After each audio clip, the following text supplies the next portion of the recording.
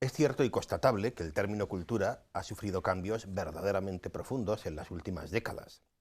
De esto y de otras cosas más bien interesantes les proponemos hoy, a la luz de un libro de Mario Vargas Llosa que les presentamos en 49 o más. Comenzamos.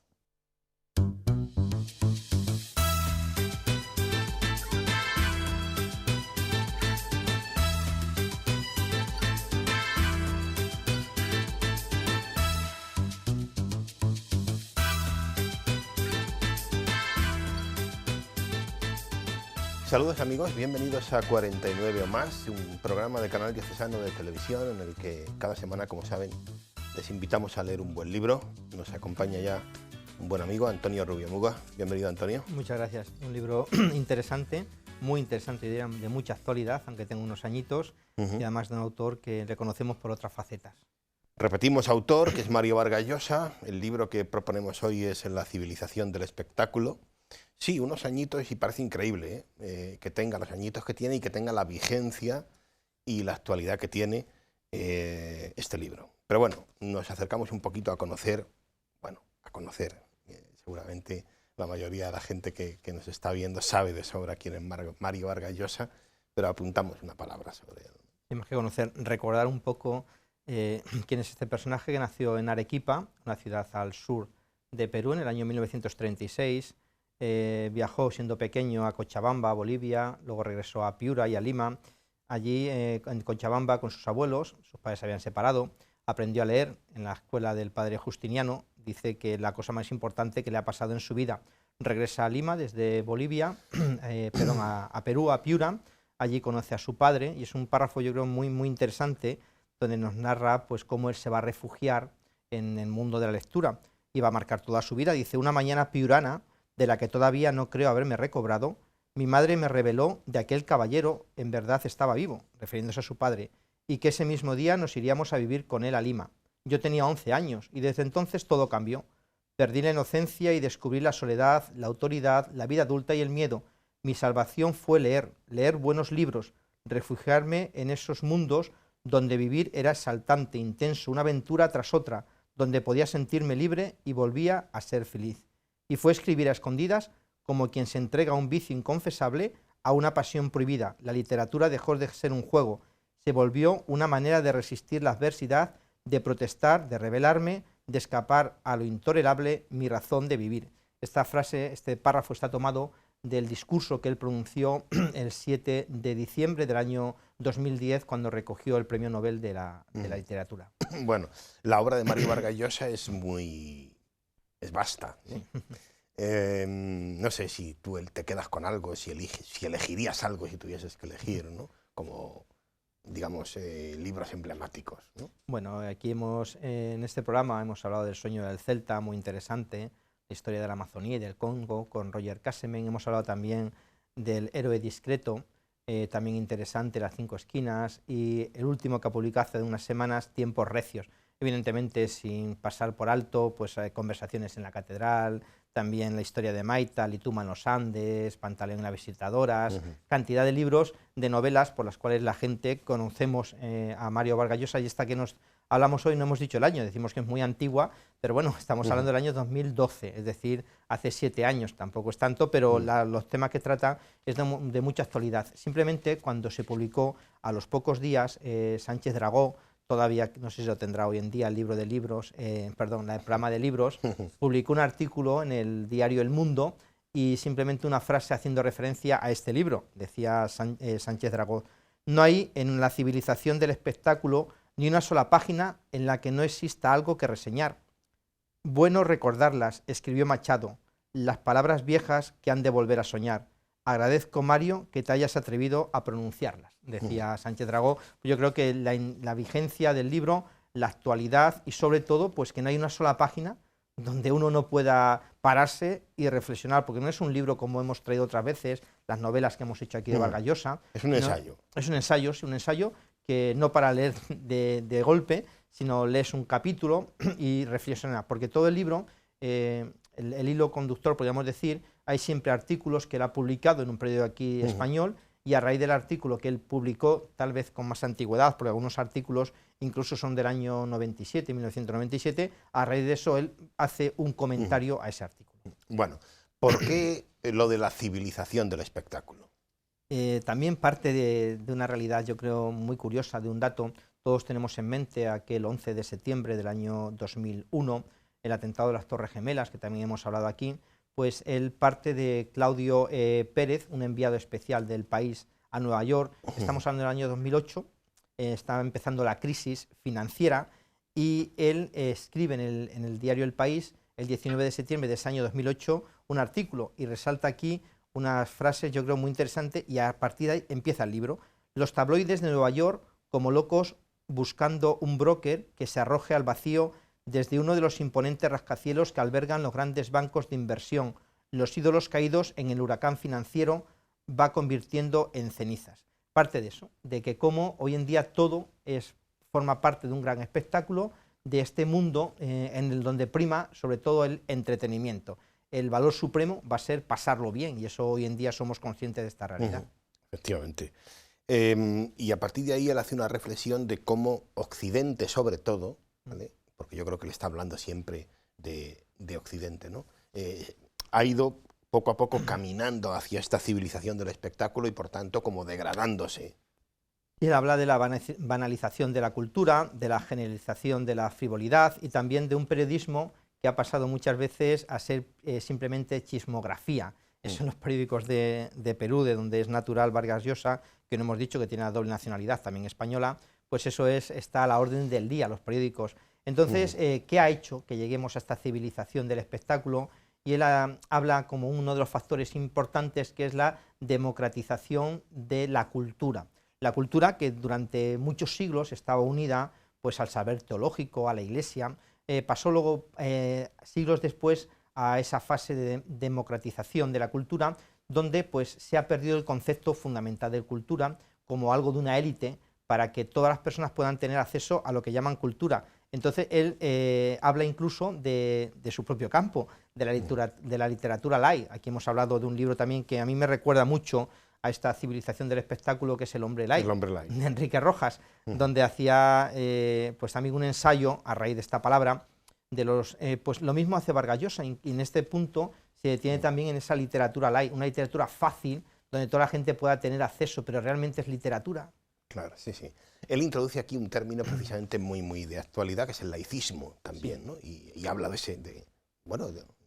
un drama y de un verdadero problema también, diría yo, ¿no?, desde el punto de vista social, ¿no? Sí, importante, antes de hablar del laicismo, él apunta como dos sinónimos, él habla de esa cultura que hoy en día se está poniendo, que es la cocina y la moda. Además, sí, ¿verdad? Triunfan los programas de cocina desde hace tiempo.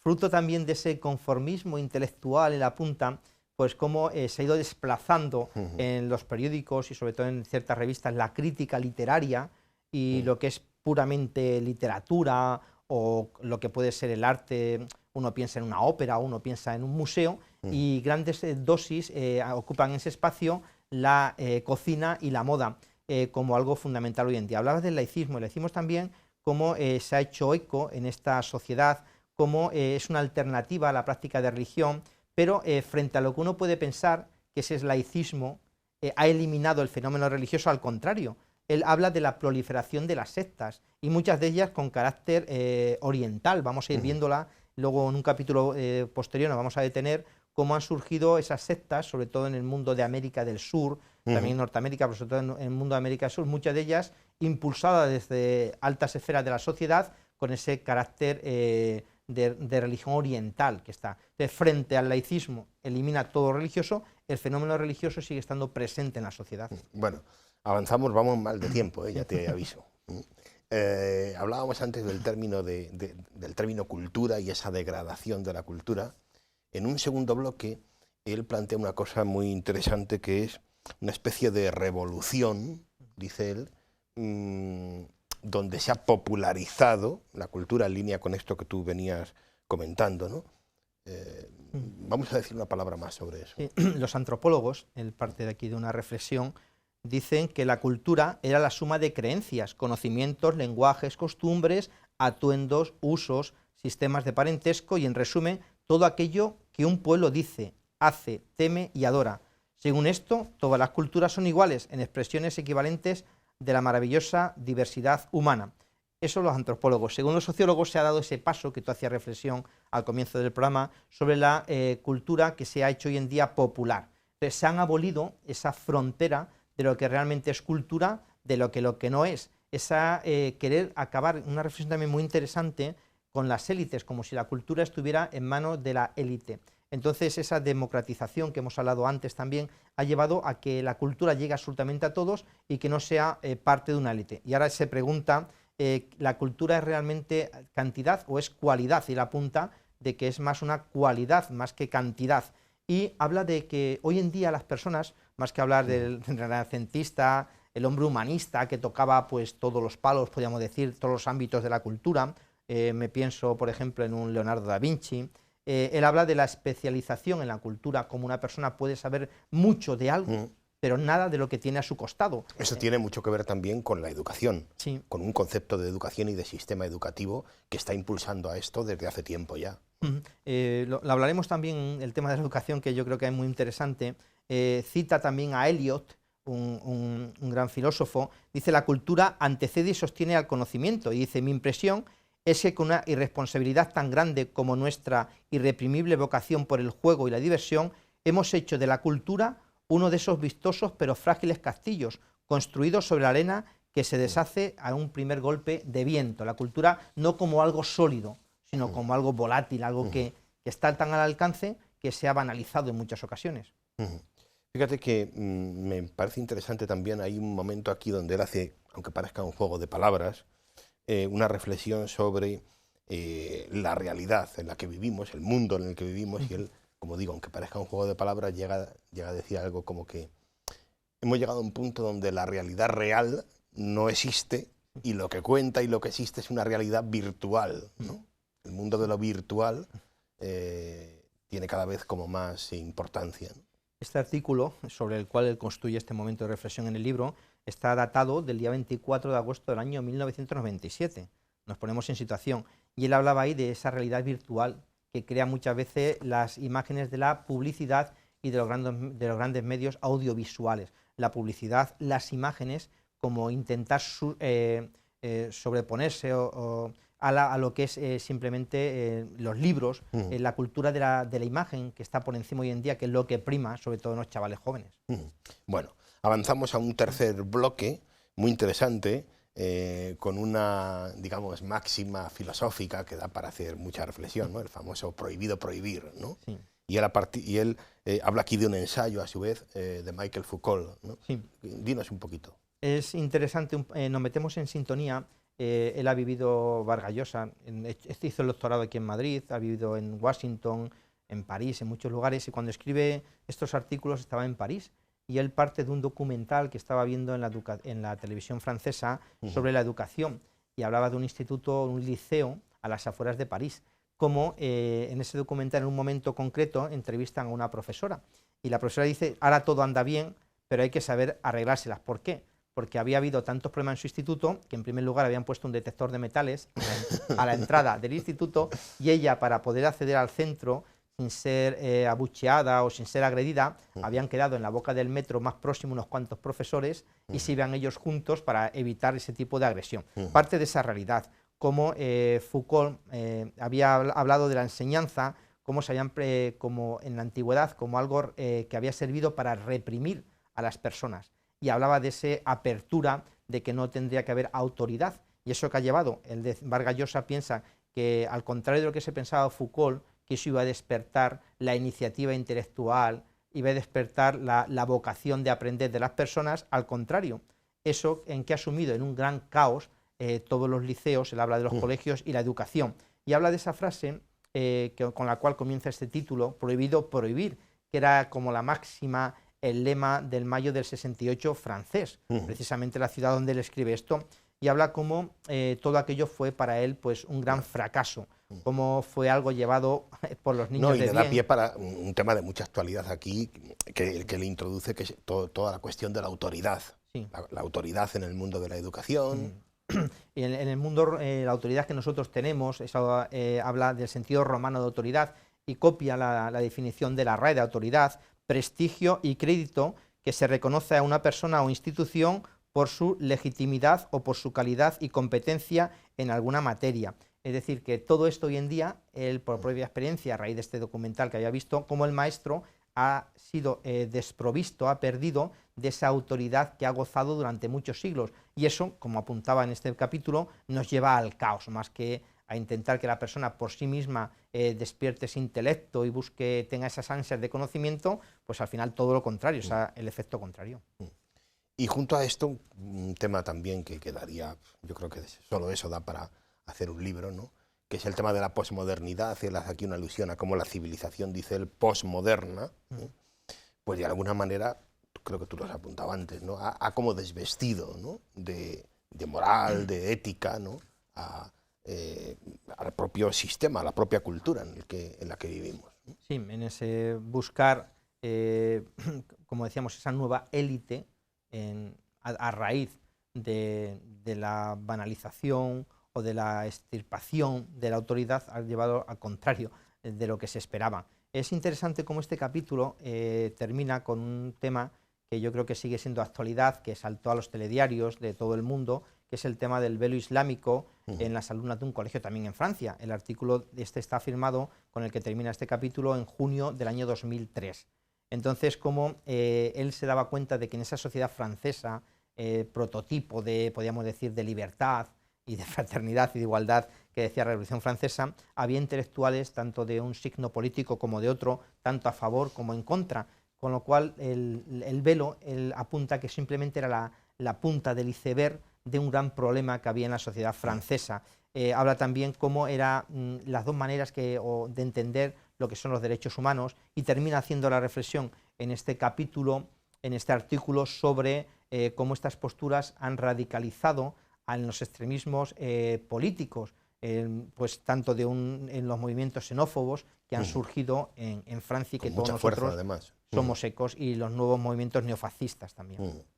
Bueno, nos vamos a un último bloque ya de este libro, con otro tema también, otra cuestión muy interesante que afronta, donde él se atreve además a hacer una afirmación al comienzo que a mí me parece muy interesante, ¿no? En torno a la religión, ¿no?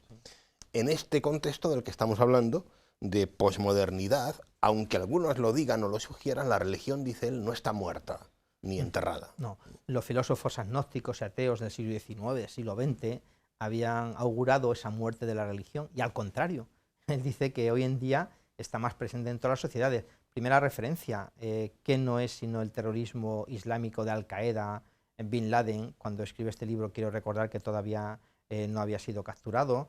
Entonces, ¿cómo no va a estar vigente, empezando por la religión musulmana, el tema de la religión en todo el mundo con el islamismo? También hablaba en este capítulo, por ejemplo, de las sectas, como han ido surgiendo. Lo hacíamos referencia en un momentito, sobre todo en Norteamérica y en Sudamérica, como también en la propia Iglesia. Habla un poquito de Irlanda del Norte, de la lucha, cómo la Iglesia protestante también se ha expandido, sobre todo por América del Sur. Y hay aquí, en uno de estos capítulos, muy interesante cómo ha servido la religión para introducirse en América del Sur, sobre todo pues la cantidad de normas que tienen, bastante estrictas, porque él apunta algo muy curioso que llama la atención, cómo entre las mujeres ha tenido mucho calado, porque la religión mantiene apartado del alcohol, y él dice de los burdeles a los maridos, y entonces eso les centra a ellos, y por eso es una de las causas por las cuales tiene tanto auge en América. Entonces es importante como en la propia URSS, estamos viendo ahora esta imagen, después de años de comunismo, la Iglesia ha vuelto a retomar su posición, cómo se están devolviendo a las iglesias catedrales, cómo se están devolviendo hospitales, colegios, posesiones, tierras que se le habían quitado cuando la Revolución Rusa, cómo está volviendo. Entonces la religión, en caso de la Unión Soviética, él apunta muy significativo, es un nuevo resurgir. Todo esto significa para él, o lleva a concluir, de que la religión ni mucho menos se ha eclipsado frente a esa creencia atea de que un mundo sin religión iba a ser el mundo ideal. Él piensa y cree que la religión es algo necesario, el cristianismo fue necesario, a lo largo de la historia para poner un orden moral, una escala de valores, sino dice que volveríamos otra vez a la caverna, volveríamos otra vez donde el más fuerte sería el que iba a primordiar en medio de todos. Claro, y lo pone en relación también con la cultura. Él llega un momento en que se hace la pregunta, bueno, ¿y para la cultura qué? ¿Es buena la religión para la cultura? Por supuesto, para la cultura él hace un balance al final de toda esa funcionalidad de lo que ha supuesto la religión a lo largo de los siglos, y evidentemente la religión no puede ser extirpada de la sociedad. La cultura ha estado sostenida, podríamos decir. Es que ha sido una generadora de cultura, claro, la religión, ¿no? Él habla como un chaval puede entender un museo hoy en día sin conocer, por ejemplo, el libro del Génesis. Cómo va a conocer, cómo va a ir a un museo, cantidad de obras pictóricas, cantidad de obras de arte que se basan sobre la cultura cristiana, cómo vas a poder simplemente comprender eso, o cómo vas a poder leer ciertos libros sin una base cultural cristiana de CEZ Occidente, donde hemos construido todo. Entonces, evidentemente, la cultura juega un papel muy importante, ha jugado la religión a lo largo de los siglos y lo sigue jugando. Bueno, yo creo que es es interesante sobre todo, ¿no? Este balance, sobre todo en relación con la cuestión de la secularización, ¿no? De la que es una cuestión de máxima actualidad también, ¿no? La secularización de la sociedad actual que vivimos muchas veces y sobre la que reflexionamos a quienes nos preocupan, ¿no? El creyente ha reflexionado muchas veces qué es y para qué está en este mundo. Entonces la religión y la cultura nos han servido, nos han ayudado a llevar a cabo esa reflexión, esa fraternidad universal que abogó Jesucristo y que siempre el cristianismo ha tenido ahí presente como sustrato y sustento de esta sociedad. Hablábamos hace un momento del mayo del 68, hablaba también de los hippies aquí, y hace una referencia importante también a la labor de la Iglesia y el capitalismo. Él dice cómo la Iglesia... Y el capitalismo nunca se han llevado bien. Nunca. Habla de esos anatemas desde el comienzo de la Revolución Industrial en Inglaterra, como los papas siempre ese capitalismo entendiéndole llevado a la máxima exponente, que tal vez es lo que estamos viviendo hoy en día, donde lo que hace es empobrecer más a las personas, no solamente a nivel económico, sino también muchas veces a nivel cultural, y tal vez sea pues ese empobrecimiento cultural que estamos viviendo hoy en día, fruto de ese capitalismo atroz que también estamos hoy en día vigente en medio de nosotros. Bueno, hasta aquí, Antonio. Hasta aquí, no sé si te queda tienes un minuto para... Termina hablando de una reflexión final, dice, él muchas veces dice estamos hablando de Vargas Llosa, cantidad de libros, decenas de libros, un premio Nobel de la Paz, no lo hemos dicho antes, premio Planeta, premio Cervantes, premio Príncipe de Asturias, todos los premios que se puede tener los tiene él. Dice, como yo muchas veces no sé cómo defenderme ante la arrolladora y sutil conspiración para hacerme sentir un estúpido y un inculto, donde un mundo sin valores estéticos, donde todo es cultura, yo muchas veces no llego a conocer eso. Estoy un tanto desconcertado, donde ante la cultura eran valores básicos, habla del espíritu, de las ideas, del placer, de la solidaridad del arte. Entonces, esta idea que hoy en día se vende de cultura, ¿es realmente cultura? ¿Es engañosa, no es engañosa? Y termina hablando de algo que yo creo que ya se hablaba hace tiempo y hoy más que nunca. Una pregunta se hace a sí mismo: ¿sobrevivirán los libros de papel o acabarán con ellos los libros electrónicos? Habla de ebook, el famoso ebook. Un tema interesante. Sí, donde él termina diciendo que, claro, dice, cuando los escritores solamente escriban en ebook, no va a tener la literatura la misma consistencia que cuando se escribe en papel. Haz de cuenta, pensemos esa reflexión que hace Vargas Llosa. No es malo, no, pero no va a tener esa misma consistencia. El papel, algo táctil que puedes tocar, él lo ve como algo necesario. Entonces estamos ya llegando... El libro electrónico es algo más efímero, sí, podríamos por supuesto. decir, ¿no? Y termina el libro simplemente hablando de cuando le dieron el Premio de la Paz, los editores y libreros alemanes, pronunció un discurso muy interesante el 6 de octubre del año 1996, titulado Dinosaurios en tiempos difíciles, y hablaba precisamente de que la palabra escrita hoy, cuando muchos piensan que las imágenes y las pantallas van volviéndose obsoletas, posibilidades de calar más hondo en el análisis de los problemas, de llegar más lejos en la descripción de la realidad social, política y moral, y en una palabra, es decir, la verdad, que los medios audiovisuales. Más importante, la palabra escrita que los medios audiovisuales. Bueno, ahí queda, eso da para discutir, ¿eh? Sí. Bueno, lo dejamos aquí, Antonio. Vamos a despedir el programa, amigos. Ya saben, La civilización del espectáculo es el libro que les proponemos hoy. Terminamos con un texto, con un párrafo que escoge Antonio. Como decía antes, hablo de muchos temas y uno de ellos, que este libro recordamos, escrito en el 12, 7 años después, vais a ver cómo este tema sigue estando vigente. Abolir enteramente toda forma de enseñanza religiosa en los colegios públicos sería formar a las nuevas generaciones con una cultura deficiente y privarlas de un conocimiento básico para entender su historia, su tradición y disfrutar del arte, la literatura y el pensamiento de Occidente. La cultura occidental está embebida de ideas, creencias, imágenes, festividades y costumbres religiosas. Mutilar este riquísimo patrimonio de la educación de las nuevas generaciones equivaldría a entregarlas atadas de pies y manos a la civilización del espectáculo, es decir, a la frivolidad, la superficialidad, la ignorancia, la chismografía y el mal gusto. Una enseñanza religiosa no sectaria, objetiva y responsable, en la que se explique el papel hegemónico que ha cumplido el cristianismo en la creación y evolución de la cultura de Occidente, con todas sus divisiones y secesiones, sus guerras, incidencias históricas, sus logros, sus excesos, sus santos, sus místicos, sus mártires y martirizados, y la manera de cómo todo ello ha influido, para bien y para mal, en la historia, la filosofía, la arquitectura, el arte y la literatura, es indispensable si se quiere que la cultura no degenere al ritmo que lo viene haciendo y que el mundo del futuro no esté dividido entre analfabetos funcionales y especialistas ignaros e insensibles.